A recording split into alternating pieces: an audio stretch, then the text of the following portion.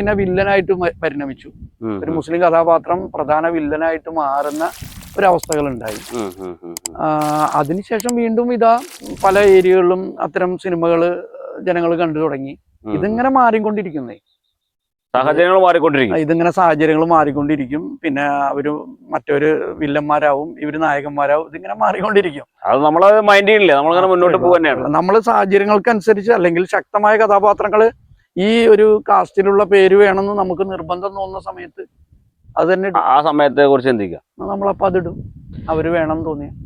ഇപ്പൊ റഷീദ് കപ്പ ചെയ്ത 3 സിനിമകളും ഒരു നമ്മളെല്ലാവരും വിചാരിക്കുന്ന അല്ലെങ്കിൽ മനസ്സിലുള്ള ഒരു ആഗ്രഹം എന്ന് പറഞ്ഞാൽ വലിയ സിനിമ ചെയ്യുക, വലിയ ക്യാൻവാസിൽ സിനിമ ചെയ്യുക. ഇപ്പൊ ഈ 3 സിനിമകളും എനിക്ക് തോന്നുന്നു വലിയൊരു ബഡ്ജറ്റൊന്നും ഇല്ലാത്ത ചെറിയ ബഡ്ജറ്റിലൊക്കെ ചെയ്ത സിനിമകളാണ്.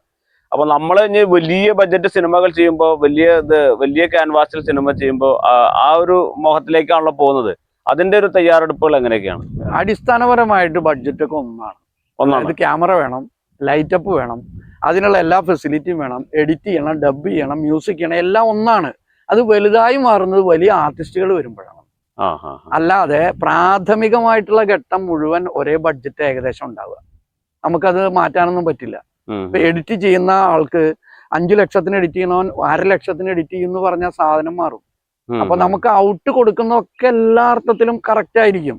അത് വലുതാവുന്നത് വലിയ വലിയ ആർട്ടിസ്റ്റുകൾ വരുന്നതുകൊണ്ടാണ്. അല്ലാണ്ട് ചെറിയ സിനിമ വലിയ സിനിമ ഒന്നും ഇല്ല.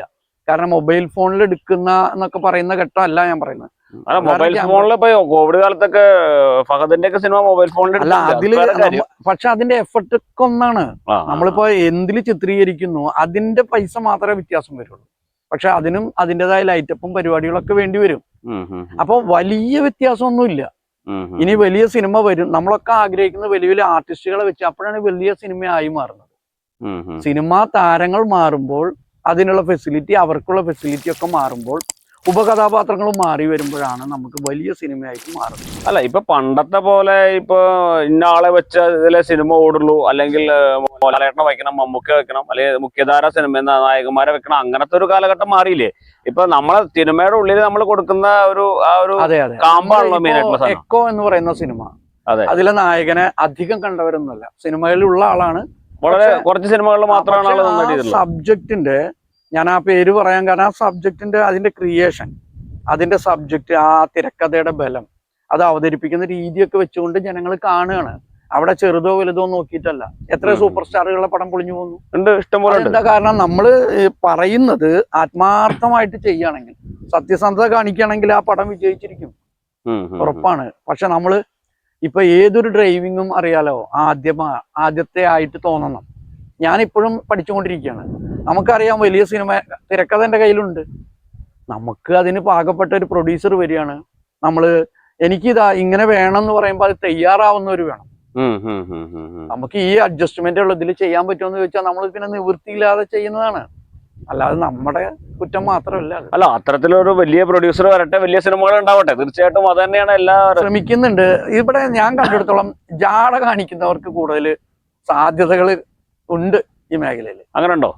കുറച്ച് വലിയ സംഭവമാണെന്നൊക്കെ സ്വയം വരുത്തി തീർക്കുന്നവരുടെ അടുത്തേക്ക് അറിയാതെ നിർമ്മാതാക്കൾ വന്ന് പെടാറുണ്ടെന്ന് എനിക്ക് തോന്നിയിട്ടുണ്ട്. സത്യസന്ധത കാണിക്കുന്നവനെ അതങ്ങനെയാണ്, അത് പൊതുവെ. പക്ഷെ അത് വൈകി തിരിച്ചറിഞ്ഞോളും ആൾക്കാർ.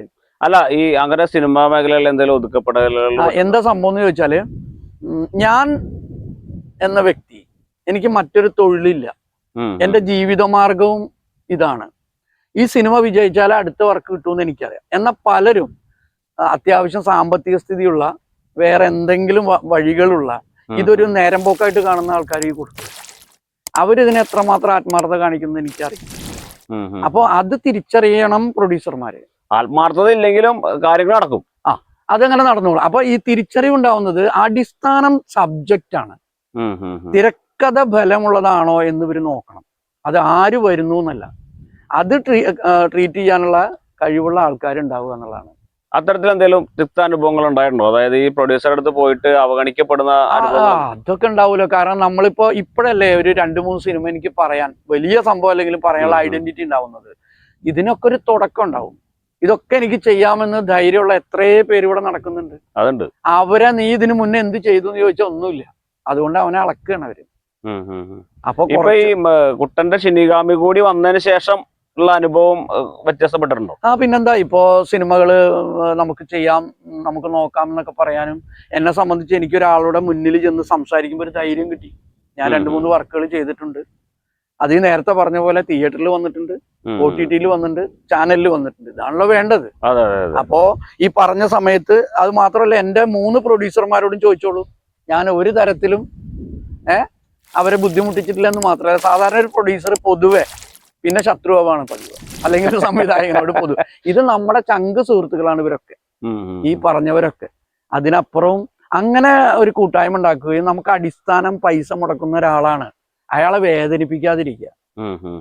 ഇത് കയറി ഇരുന്ന് കഴിഞ്ഞാൽ ജാട കാണിച്ച് അല്ലെങ്കിൽ അതുവരെയുള്ള ആ നിൽപ്പ് മാറി ആള് ഭയങ്കര സംഭവമായിട്ട് മാറുന്ന എത്ര ആൾക്കാരുണ്ട്.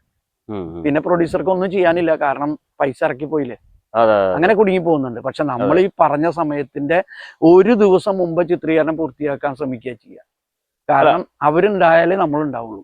ഇപ്പൊ പൊതുവെ കാണുന്ന ഒരു സംഗതി എന്ന് പറഞ്ഞു കഴിഞ്ഞാൽ, കുറച്ച് സിനിമകൾ ഒരാൾ സംവിധാനം ചെയ്യുന്നു, പിന്നീട് അദ്ദേഹം ഒരു അഭിനേതാവായി മാറുന്നു, പിന്നെ കുറച്ച് കഴിഞ്ഞാൽ വീണ്ടും സംവിധാനം ചെയ്യുന്നു.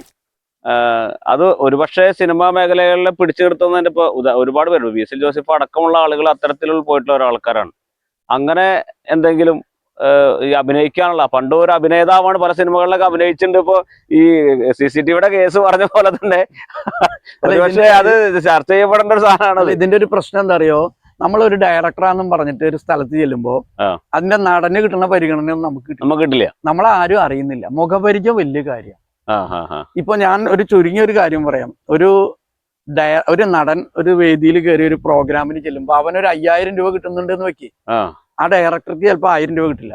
കാരണം അവനെ മുഖപരിചയം വെച്ചിട്ട് ഇത് കഴിഞ്ഞാലും ചിലപ്പോ പല ഉദ്ഘാടനോ എന്തെങ്കിലും സ്റ്റേജ് പ്രോഗ്രാമോ ഒരു അതിഥിയായിട്ടോ നമ്മളെ കിട്ടണമെങ്കിൽ നമ്മുടെ മുഖം അവർക്ക് പരിചയം ആവണം. ആ പരിചിത മുഖമുള്ളവരെ അവർ ശ്രദ്ധിക്കും കൂടുതൽ. അപ്പൊ അതുകൊണ്ട് കൂടി ഈ ക്യാമറയ്ക്ക് മുന്നിൽ വന്ന് നിൽക്കാൻ, പിന്നിൽ നിന്നും മുന്നിലേക്ക് വന്ന് നിൽക്കാൻ എല്ലാവരും ആഗ്രഹിക്കുന്നുണ്ട്. അതാണ് ബേസിക് ആയിട്ടുള്ള കാര്യം. അപ്പൊ നമ്മളും ഇനി 4 ആൾ അറിഞ്ഞോട്ടെ നമ്മളിവിടെ ഉണ്ട് എന്നുള്ള. പിന്നെ കുറെ ആൾക്കാരെ അഭിനയിപ്പിക്കുന്നതല്ലേ, നമ്മുടെ ഉള്ളിൽ അടിസ്ഥാനപരമായിട്ട് സംഭവം ഉണ്ടാവും. ഞാനിപ്പോ ഒരു സിനിമയിൽ അഭിനയിച്ചു, ഒരു കുടിയനായിട്ട് ഒരു കുട്ടിയുടെ അച്ഛനായിട്ട് അഭിനയിച്ചു. അപ്പോ വിളിച്ചാൽ ഞാൻ പോകും. എനിക്കറിയാം, ആ ഒരു ക്യാമറ സെൻസ് ഉണ്ടായാൽ മതിയല്ലോ. അല്ല, ഈ അടിസ്ഥാനപരമായി സിനിമ സംവിധായകന്റെ ആണ് അല്ലേ? ബാക്കി പറയുമ്പോ നായകനാണ് ഇപ്പൊ ഇന്നാളുള്ള സിനിമ എന്നറിയപ്പെടുന്നെങ്കിലും അതിന് ബേസിക് ആയിട്ടുള്ള ഒരു നേരത്തെ പറഞ്ഞ പോലെ തിരക്കഥ മുതൽ സംവിധായകനാണല്ലോ ഇവരൊക്കെ ചെയ്യിക്കുന്നത്. അപ്പൊ ശരിക്കും പറയുകയാണെങ്കിൽ നായകനേക്കാൾ കൂടുതൽ ചർച്ച ചെയ്യപ്പെടുന്നത് ശരിക്കും സംവിധായകൻ തന്നെ അല്ലേ? അങ്ങനെ ഉണ്ട്. സംവിധായകനെ ശ്രദ്ധിക്കുന്നവരും ഇപ്പൊ സത്യൻ അന്തിക്കാടിന്റെ സിനിമകൾ എന്നൊക്കെ നമ്മൾ പറയില്ലേ, അങ്ങനെ എത്രയോ ആൾക്കാരുടെ സിനിമകൾ നമ്മൾ പറയുന്നു, ശ്രദ്ധിക്കുന്നുണ്ട്. അതിനേക്കാൾ കൂടുതൽ ഇപ്പോ നല്ലൊരു ആർട്ടിസ്റ്റ് ഉണ്ടെങ്കിലല്ലേ ഇപ്പൊ സംവിധായകനും അയാൾ ഉദ്ദേശിച്ച സാധനം കിട്ടുള്ളൂ. അത് ശരിയാണ്. ഇപ്പൊ ഒരാളെ മുഖത്തുനിന്ന് എനിക്ക് ഞാൻ എത്ര സ്ഥലത്ത് ഡയലോഗ് കട്ട് ചെയ്ത് കളയേണ്ടി വന്നിട്ടുണ്ട്. കാരണം നമ്മൾ ഉദ്ദേശിച്ച പെർഫോമൻസ് അവിടെ നിന്ന് കിട്ടുന്നില്ലെങ്കിൽ പിന്നെ എന്ത് കാര്യം? ചില ആൾക്കാരെ നമുക്ക് കൂടുതൽ ആഡ് ചെയ്യാൻ തോന്നും. ഞാൻ തിരക്കഥ എഴുതുന്ന പല സിനിമകളുണ്ട്. സിനിമ ഡയറക്ട് ചെയ്യാതെ മറ്റുള്ളവർ ഡയറക്ട് ചെയ്യുന്ന സമയത്ത് ആ തിരക്കഥ എഴുതുമ്പോൾ ഞാൻ ഉദ്ദേശിച്ച ആ വ്യക്തി പെർഫോം ചെയ്യുന്നില്ല എന്ന് കണ്ടിട്ട് ആ ഡയലോഗ് വേറെ ആൾക്കാർക്ക് കൊടുക്കേണ്ടി വന്നിട്ടുണ്ട്. മനസ്സിലായോ? അപ്പൊ അങ്ങനെയൊക്കെ ഉണ്ടായിട്ടുണ്ട്. അപ്പൊ രണ്ടും വേണം, എല്ലാം വേണം. ഇപ്പൊ റഷീദ് പാറക്കൽ എന്ന വ്യക്തി ഒരു സിനിമയിൽ എത്തിപ്പെട്ടില്ലായിരുന്നെങ്കിൽ വേറെ ഏത് മേഖലയ്ക്ക് പോകും? ഞാൻ വല്ല കൂലിപ്പണിക്കാരനായിരിക്കും. നമ്മൾ ചെയ്യാത്ത വർക്കുകളില്ല. ഞാനിപ്പോഴും പറഞ്ഞു, ഞാൻ പെയിന്റ് പണിക്ക് പോകാനോ എന്തിനും തയ്യാറാണ്. കാരണം അങ്ങനെ ഇപ്പൊ നമ്മള് ജന്മന സിനിമാക്കാരനൊന്നും ആയതല്ലല്ലോ. നമ്മൾ എത്രയോ വർക്കുകൾ കഴിഞ്ഞിട്ട് ഇവിടെ വന്നതാണ്. അപ്പൊ അതുകൊണ്ട് യാതൊരു പ്രശ്നവുമില്ല. നമ്മൾ ഈ ഒഴുകുന്ന വെള്ളത്തിൽ കിട്ടിയത് മുഴുവൻ ലാഭം, അത്രേ ഉള്ളൂ. അപ്പൊ ഇനി ആ ഒഴുകുന്ന വെള്ളത്തിന് ശക്തി കൂട്ടുക എന്നുള്ളതാണ് നമ്മുടെ.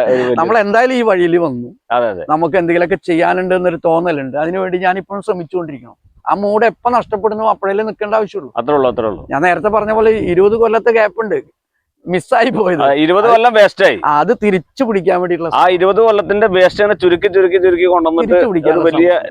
കാരണം നമ്മള് സത്യം പറഞ്ഞൊരു മമ്മൂക്കാടെ മോനല്ല, ഒരു കമലിന്റെ മോനല്ല, അല്ലെ അവരുടെ കുടുംബത്തിലെ ആളല്ല.